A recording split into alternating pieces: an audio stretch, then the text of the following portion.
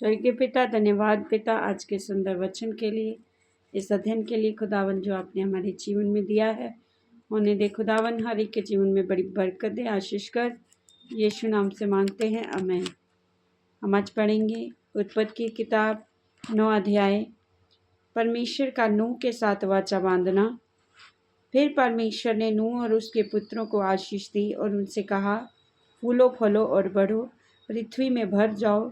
तुम्हारा डर और भय पृथ्वी के सब पशुओं और आकाश के सब पक्षियों, भूमि के सब रेंगने वाले जंतुओं और समुद्र की सब मछलियों पर बना रहेगा।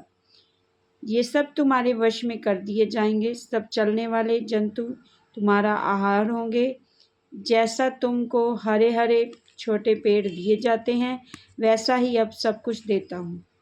पर मांस को प्राण समेत अर्थात लहू समेत तुम ना खाना, और निश्चय ही मैं तुम्हारे लहू और प्राण का बदला लूँगा। सब पशुओं और मनुष्यों दोनों में से मैं उसे लूँगा। मनुष्यों का प्राण का बदला मैं एक एक के भाई से, बंधु से लूँगा। जो कोई मनुष्य का लहू बहाएगा, उसका लहू मनुष्य ही से बहाया जाएगा, क्योंकि परमेश्वर ने मनुष्य को अपने ही स्वरूप के अनुसार बनाया है।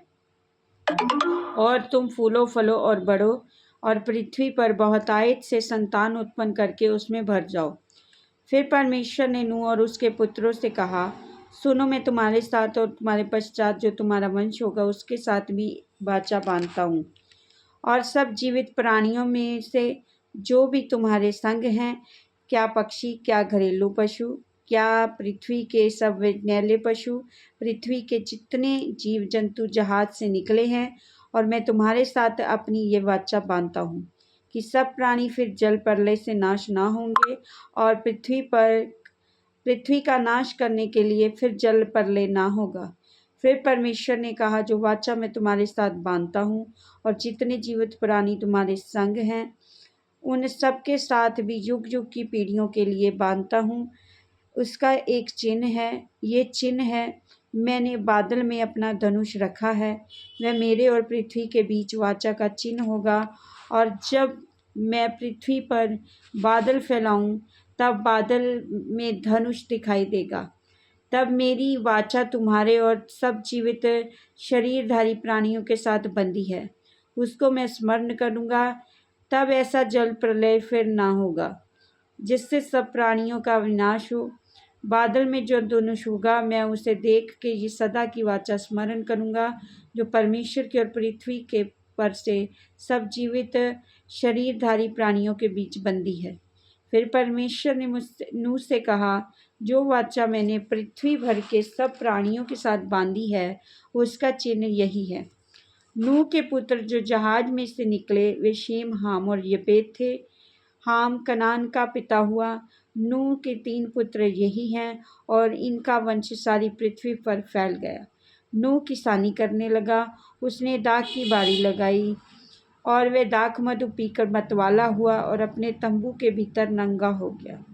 तब कनान के पिता हाम ने अपने पिता को नंगा देखा और बाहर आकर अपने दोनों भाइयों को बतला दिया। तब शेम और यपेत दोनों ने कपड़ा लेकर अपने पिता के नग्न तन को ढांप दिया, और वे अपना मुख पीछे किए हुए थे, इसलिए उन्होंने अपने पिता को नंगा ना देखा। जब नूह का नशा उतर गया, तब उसने जान लिया कि उसके छोटे पुत्र ने उसके साथ क्या किया है।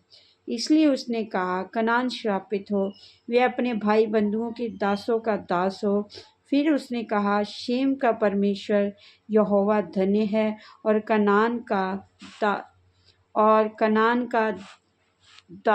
कनान शेम का दास हो। परमेश्वर यपेत के वंश को फैलाए।